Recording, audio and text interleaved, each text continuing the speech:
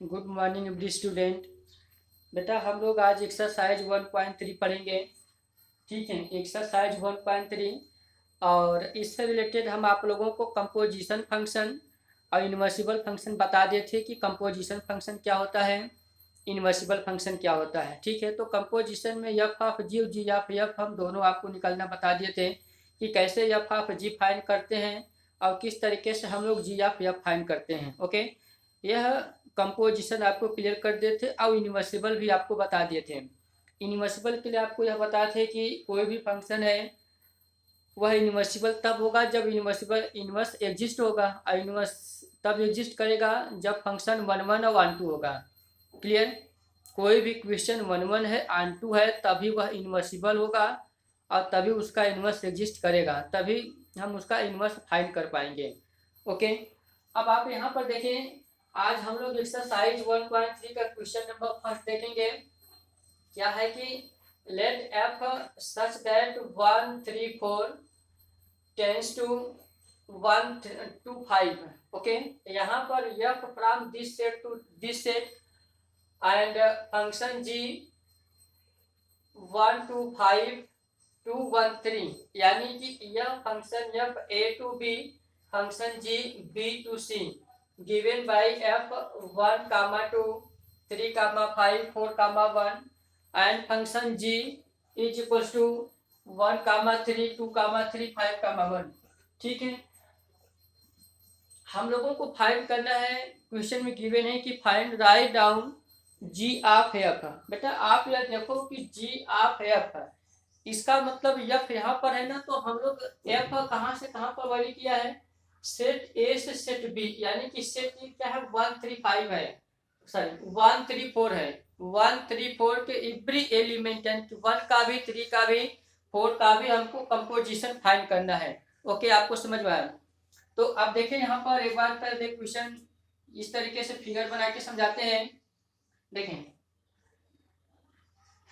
यह एफ 1 3 5 यह सेट ए है, सेट बी है, यहाँ पर सेट सी कर लेते हैं 1 3 4 1 2 5 1 2 5 और जी 1 2 5, देखो 1 2 5 लिख लिए हैं और 1 3 यहाँ पर आप देखो कि 1 3। ओके, यह function F from A to B, function G from B to सी।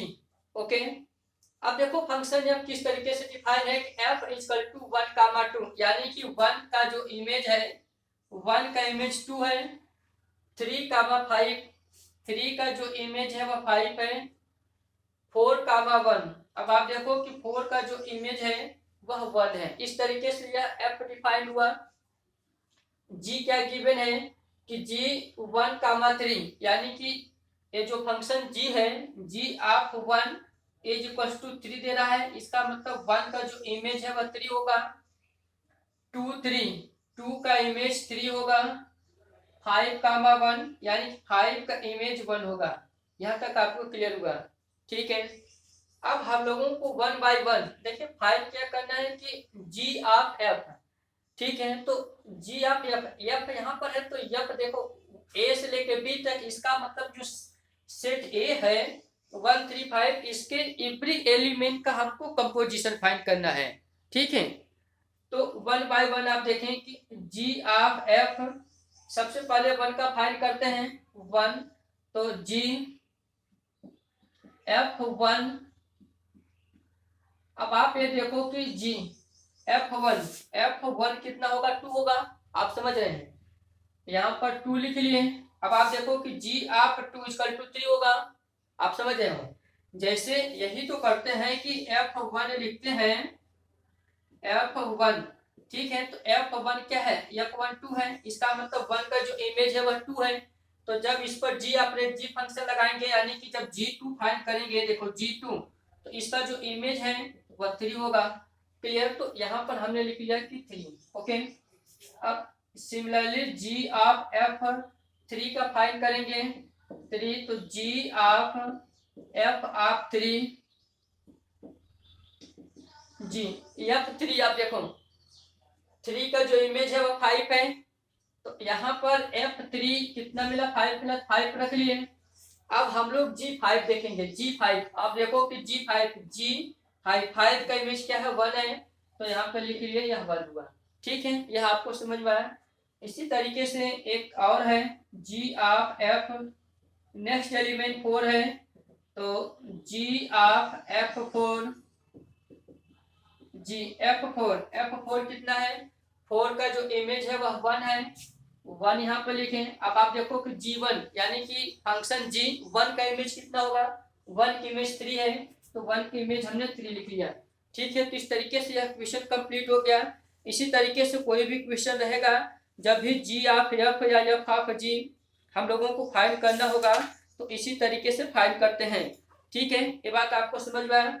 आप अगर इसको आप सेट फॉर्म में लिखना चाहेंगे तो G of F is equal to, अब आप देखो किसका निकाले हैं, 1 3 4 का निकाले हैं, तो 1 का 2, 2 का 3, इसका मतलब 1 का 3 होगा। आप समझो ना, 1 का 2 और 2 किस पर है, 3 पर। अब ऐसे भी देख लो, 1 का कितना मिला है, 3 मिला है, तो 1 3 हुआ। नेक्स्ट देखें, 3 का जब 5 करेंगे तो 3 का इमेज 5 और 5 की इमेज 1, इसका मतलब 3 1 से रिलेटेड होगा। और यहाँ भी देखो 3 किससे रिलेटेड है, 1 से। क्लियर, तो यहाँ पर हमने लिखा कि 3 का 1।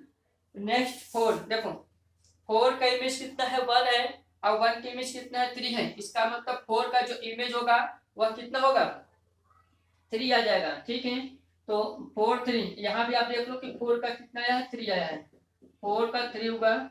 ठीक है, यह हो गया कंपोजिशन। इसको आप यहाँ से यह दिखा दें कि G ऑफ F हुआ। ठीक है, तो फंक्शन F सेट ए से सेट बी पर वैरी था, तो सेट ए के 1 3 5 1 3 4 के एवरी एलिमेंट का हमने कंपोजिशन फाइंड कर लिया। ठीक है, तो बेटा इस तरीके से क्वेश्चन नंबर फर्स्ट कंप्लीट हो गया। क्वेश्चन नंबर सेकेंड देखिए, हम आप लोगों को ऑनलाइन क्लास में इसको करा देंगे। क्वेश्चन नंबर आप थर्ड देखिए, क्वेश्चन नंबर थर्ड देखें,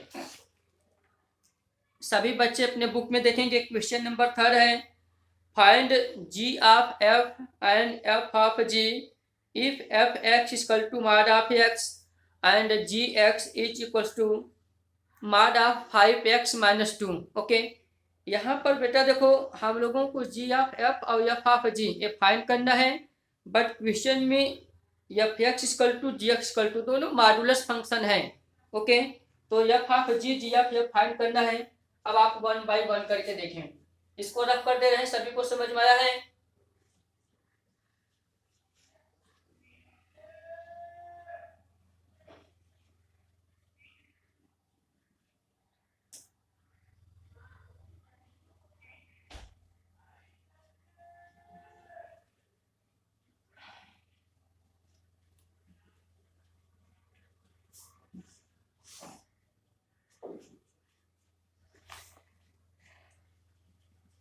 क्वेश्चन नंबर थर्ड का फर्स्ट है,